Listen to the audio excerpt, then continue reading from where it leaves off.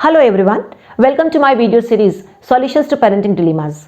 आज के इस एपिसोड में हम बात करेंगे should I intervene into my children's fight, यानी मेरे बच्चों की लड़ाई में क्या मुझे बीच बचाव करने के लिए आना चाहिए या नहीं।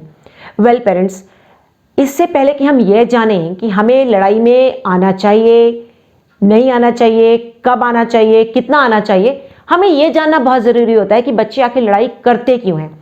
तो फर्स्ट रीज़न प्राइमरली ग्रोइंग बच्चे, आपके 2, 4, 6 साल वाले बच्चे ये लड़ाई करते हैं। इन्हें चूंकि इमोशंस रेगुलेट करके एक्सप्रेशन करना नहीं आता, तो जब ये खेलते हुए आपस में एक दूसरे के साथ बच्चे घर में जब खेल रहे हैं, बात कर रहे हैं, तो जब ये इनके तरीके से काम नहीं हो रहा होता, जब ये सहमत नहीं हो रहे होते हैं, जब ये डिसएग्री होते हैं, तो इन्हें अपनी बात आराम से कहना, इमोशंस रेगुलेट करके कहना नहीं आता होता।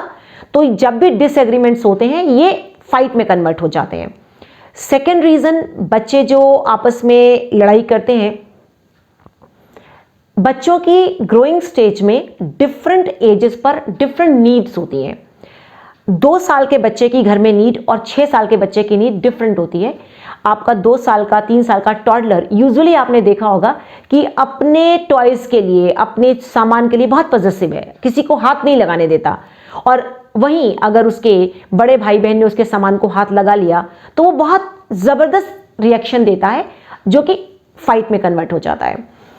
और वजह जिस वजह से बच्चे आपस में लड़ते हैं, उनके टेम्परामेंट्स अलग होते हैं। आपके 2 बच्चे, उनका सोच का तरीका, उनकी पर्सनालिटी, उनका मूड वो बिल्कुल अलग होता है। तो आपका मान लीजिए बड़ा बच्चा बहुत शांत स्वभाव का है और छोटा बच्चा बहुत नॉटी है, तो जब भी वो आपस में बैठे हैं, छोटा वाला कोई ना कोई शरारत प्रिक कर रहा है, तो बड़ा बच्चा यूजुअली रिएक्शन जो डालता है वो फाइट में कन्वर्ट हो जाता है। आपका टीनेजर घर में जो है, वो जो अभी अपनी इंडिपेंडेंस को, अपनी इंडिविजुअलिटी को एक्सप्लोर कर रहा है, अपने को एसर्ट कर रहा है, वो बच्चा बिल्कुल भी पसंद नहीं करता कि उसके साथ घर में छोटे भाई बहन 6 साल वाले, 4 साल वाले उसके साथ लटकते रहें। तो जब वो पढ़ाई कर रहा है और छोटा वाला बच्चा आके उसके सामान को उठा रहा है, वहां लड़ाई हो जाती है। इसी तरीके से आपका स्कूल गोइंग बच्चा, स्कूल एज का बच्चा जो अब स्कूल जाना शुरू करते हैं, 6-8 साल वाले बच्चे, इनका फेयरनेस, अनफेयरनेस, इक्वालिटी का कॉन्सेप्ट बड़ा स्ट्रांग हो रहा होता है। तो ये यूजुअली ये समझ नहीं पाते कि घर में एक 2 साल वाले बच्चे को या 12-14 साल वाले बड़े भाई बहन को एक अलग तरीके से क्यों ट्रीट किया जा रहा है। तो ये भी फाइट की एक वजह होती है। तो अब हम वजहें जानते हैं, तो हमें यह देखना है कि बच्चों की आपस की फाइट में हमें इंटरवीन करना है या नहीं। सो एट टाइम्स जब आपके बच्चे आपस में उलझें, तो आपने ये मॉनिटर करना है दूर से कि अगर उनकी लड़ाई सिर्फ वर्बल डिसएग्रीमेंट तक है और वो बोल रहे हैं, एक टॉलरेबल लिमिट तक वो बात कर रहे हैं, और वो एक दूसरे को हाथ लगाकर, मारकर, पीटकर बात नहीं कर रहे हैं, लड़ाई नहीं कर रहे हैं, तो आप उन्हें लड़ाई खुद सॉल्व करने दें। ये उन्हें प्रॉब्लम सॉल्विंग स्किल सिखाता है, अपने कॉन्फ्लिक्ट्स को खुद रिजॉल्व करना उन्हें सिखाता है। और अगर उनकी लड़ाई आपस में फिजिकल होने तक आ जाए कि वो एक दूसरे को मार रहे हैं, पीट रहे हैं, या वो इतनी रफ अब्यूजिव लैंग्वेज का इस्तेमाल कर रहे हैं, तो आपको बीच में आना होता है। लेकिन जब आप बीच में आते हैं तो आपको 2 पॉइंट्स का ध्यान रखना होता है। पहला ये कि आपका एम अपने बच्चे की लड़ाई को सिर्फ उस मोमेंट पर रिजॉल्व करना ही नहीं है, आप अपने दोनों बच्चों को प्रॉब्लम सॉल्विंग स्किल सिखाना चाहते हैं। सेकेंड पॉइंट आपको जो ध्यान रखना होता है वो ये कि आपके दोनों बच्चों में से कोई भी बच्चा ये ना कह पाए कि मम्मा आप तो जब देखो तब मुझे ही डांटती रहती हो, छोटे को तो आप कुछ कहती ही नहीं हो। ये आपको हमेशा ध्यान रखना होता है। तो जब कभी आपको इंटरवेन करना भी पड़े, तो आपने ये ध्यान रखना है, बच्चे उम्र की किसी भी पड़ाव पर हैं, बच्चे एज के किसी भी कॉन्टिनम पर हैं, सबसे पहले आपको अपना टेम्पर लूज नहीं करना है। यानी ऐसा ना हो कि बच्चों की लड़ाई सुलझाते हुए आप खुद ही गुस्से में आ गए और आप उनकी मार पिटाई करने लगे। सेकंड थिंग, अगर आपके बच्चे फिजिकल एक दूसरे को हार्म कर रहे हैं, पहुंचाने की कोशिश कर रहे हैं, तो सबसे पहले आप उन दोनों को अलग कर दीजिए। उनको, अगर बच्चे बहुत छोटे हैं तो अलग कर दीजिए, और अगर थोड़े बड़े हैं तो उन्हें उनके कमरों में या अलग बैठा दीजिए और उनके कामों में इन्वॉल्व करा दीजिए। ध्यान रखिए कि उन्हें यह जरूर बोलिए कि मैं आपसे कल बात करूंगी। अब ये डिपेंड करेगा बच्चे उम्र के किस पड़ाव पर हैं। आपके छोटे बच्चे हैं, आपका 2 साल का बच्चा और 5 साल का बच्चा आपस में खेल रहा है और वो लड़ाई की वजह है कि वो एक टॉय को लेने के लिए दोनों लड़ रहे हैं। आपने क्या किया, आपने टॉय बड़े बच्चे के हाथ से लिया, उसे गुस्सा किया, दिखता नहीं वो छोटा है, उसे दे देना खेलने के लिए, वो रो रहा है, और छोटे बच्चे को आपने दे दिया टॉय। ये बड़े बच्चे को अनफेयरनेस का एहसास कराता है और आपके छोटे बच्चे को शह देता है।